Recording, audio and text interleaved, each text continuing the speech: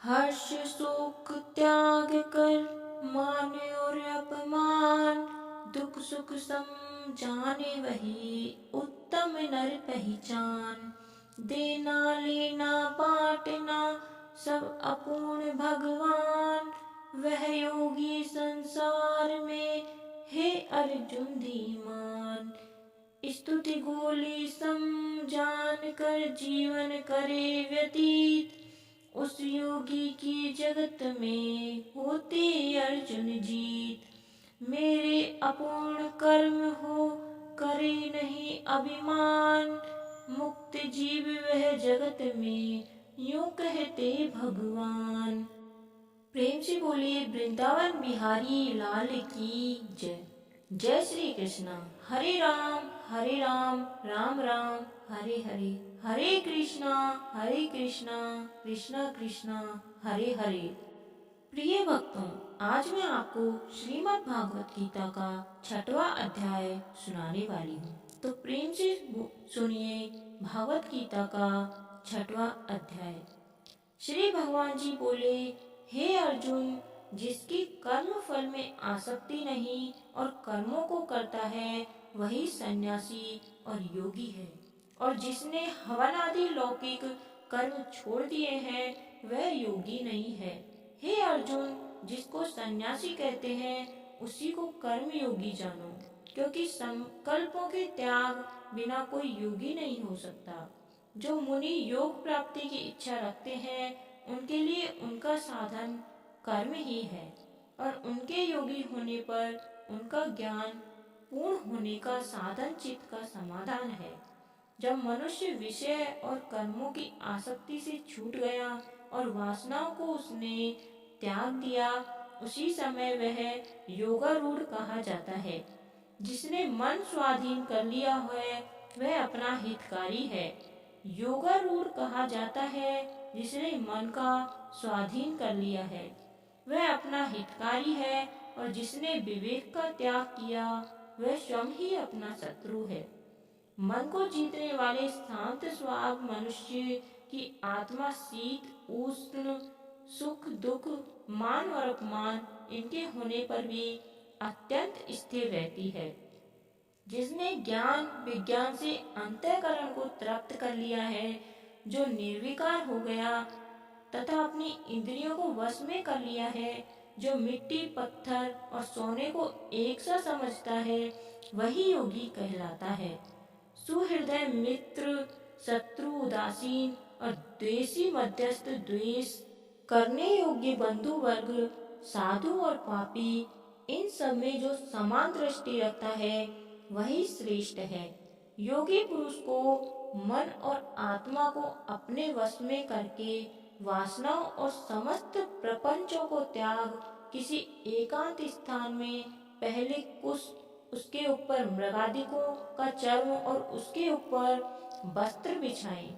स्थान न तो बहुत ऊंचा हो न बहुत नीचा हो, उसी पर मन को एकाग्र करके चित्त और इंद्रियों को रोककर बैठना चाहिए। आत्मशुद्धि के लिए योग करना चाहिए।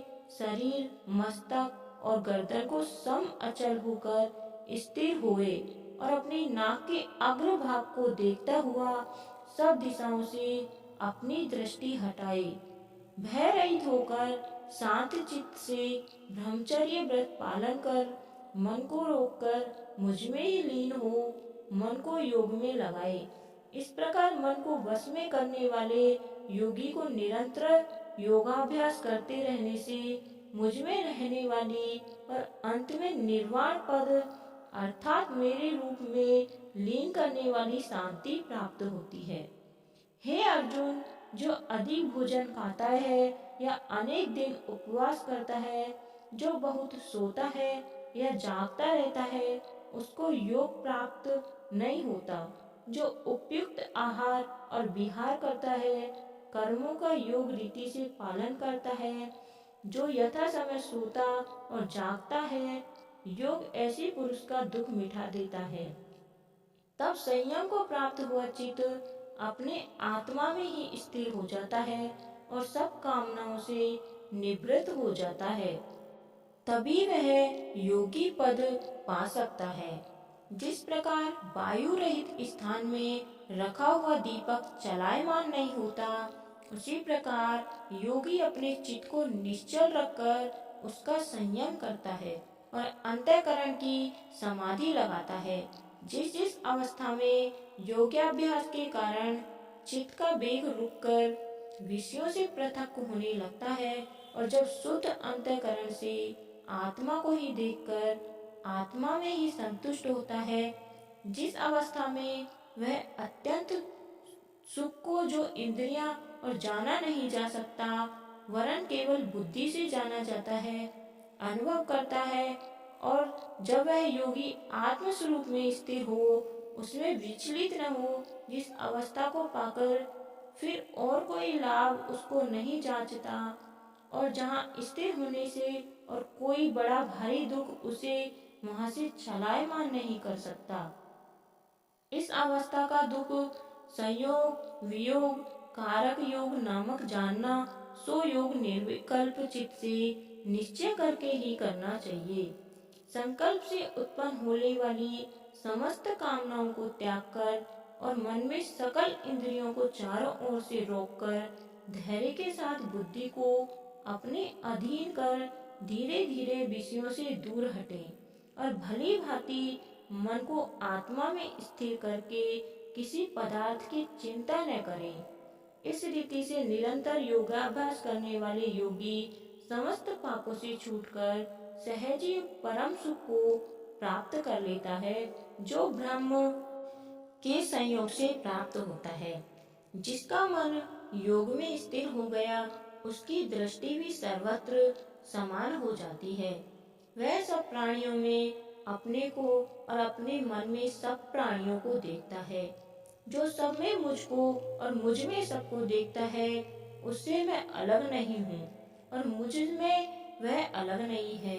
हे अर्जुन, जो सब प्राणियों के दुख सुख को अपने दुख सुख के समान समझता है और सबको समभाव से देखता है, वही श्रेष्ठ योगी है।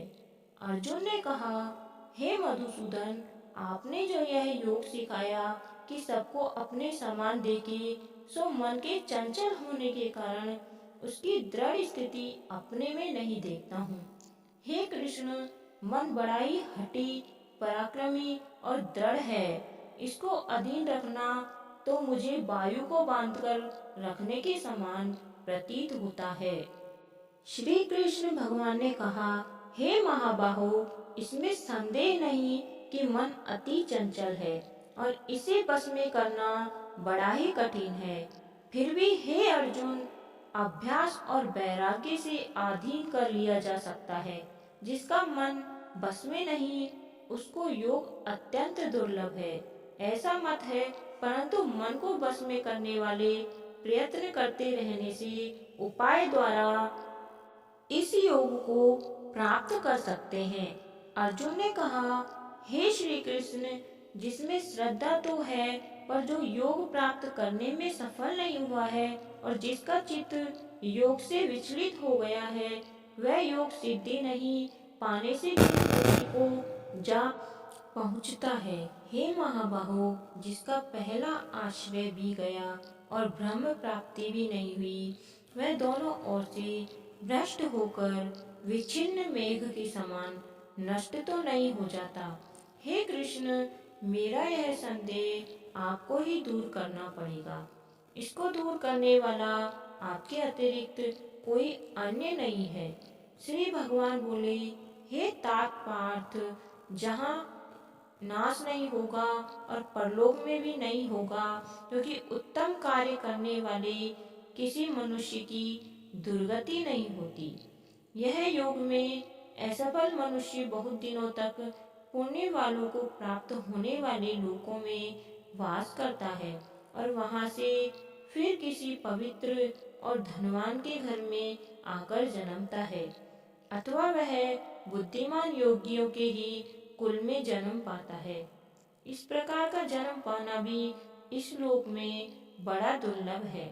बड़े श्रम और यत्न से जो योगाभ्यास करता है, वह पापों से शुद्ध होकर अनेक जन्मों में प्रसन्नता और परिश्रम करके सफल होता है और परम गति को पाता है। बड़े बड़े तपस्वियों से योगी श्रेष्ठ हैं, ज्ञानियों में भी योगी श्रेष्ठ हैं।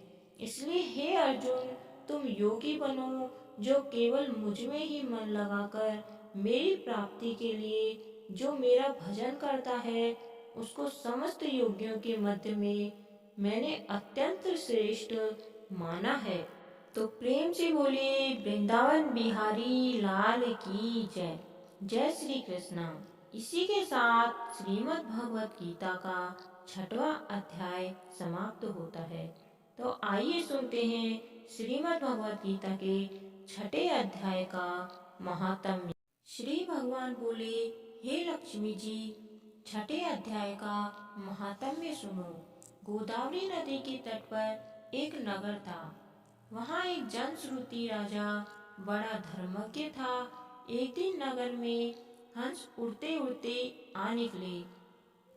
उनमें से एक बैठते ही उतावला हो उड़ गया। तब नगर में पंडितों ने कहा, हे हंस, तू ऐसा उतावला उड़ा है, क्या तू राजा जनश्रुति के आगे ही स्वर्ग को जाना चाहता है? तब उन पक्षियों में से जो सरदार था, उसने कहा, इस राजा से भी एक रैयत मुनि ऋषि श्रेष्ठ है। वह बैकुंठ का अधिकारी होएगा। बैकुंठ लोक स्वर्ग से ऊंचा है। तब राजा ने मन में विचार किया कि मेरे से उसका पुण्य बड़ा होगा, जिसकी यह हंस स्तुति करते हैं। ये विचार करके कहा कि उसका दर्शन करेंगे।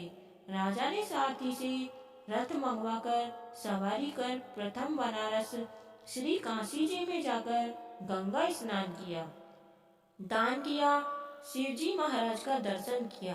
फिर लोगों से पूछा, यहाँ कोई रैयत मुनि रहते हैं? लोगों ने कहा, नहीं।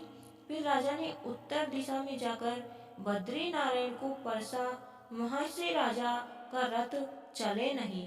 तब राजा ने कहा, मैंने धरती की प्रदक्षिणा करी है, किसी स्थान पर रथ नहीं अटका है। यहाँ कोई ऐसा पुण्यात्मा रहे है जिसके तेज से मेरा रथ नहीं चलता। तब राजा रथ से उतर कर आगे चला। देखा तो एक पर्वत की कंदरा में अतीत बैठा है। उसके तेज में बहुत प्रकाश हो रहा है, जैसे सूर्य की किरणें होती है। तब राजा ने देखते ही कहा, यह रैयत मुनि होगा। राजा ने दंडवत कर चरण वंदना करी, हाथ जोड़कर स्तुति करी। तब रैयत मुनि ने राजा का आदर किया और कहा, हे पृथ्वीराज, तू 4 धाम का पर्सनहारा, धर्म के साधन हारा है, हे पुण्यात्मा। तब राजा ने मुनि से कहा कि आपका तेज ऐसा किसके बल से है? तब मुनि ने कहा, हे राजा, मैं नित्य प्रति गीता जी के 6ठे अध्याय का पाठ करता हूँ। इस कंदरा में इसी का उजाला है।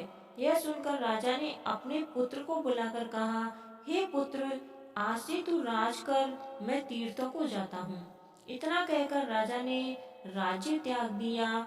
रैयत मुनि ने गीता जी के 6ठे अध्याय का पाठ करना आरंभ किया। तब भी वह पाठ करने लगा। एक दिन प्राणायाम करके दोनों ने देह त्याग किया। स्वर्ग से विमान आए, जिस पर बैठकर बैकुंठ को गए। तो प्रेम से बोलिए कृष्ण कन्हैया लाल की जय। जय श्री कृष्णा। इसी के साथ 6ठे अध्याय का 6वां महात्म्य समाप्त होता है। प्रिय भक्तों, उम्मीद करती हूँ आज की यह कथा आपको बेहद ही पसंद आई होगी। अगर आपको हमारी यह कथा पसंद आई है तो चैनल को सब्सक्राइब अवश्य करें। कमेंट में राधे राधे जय श्री कृष्ण लिखें। कथा सुनने वाले व सुनाने वाले सभी का भला हो, आपकी सभी मनोकामनाएं पूर्ण हो। धन्यवाद। आपका दिन शुभ हो। अगली वीडियो में हमारा 7वां अध्याय अवश्य देखें।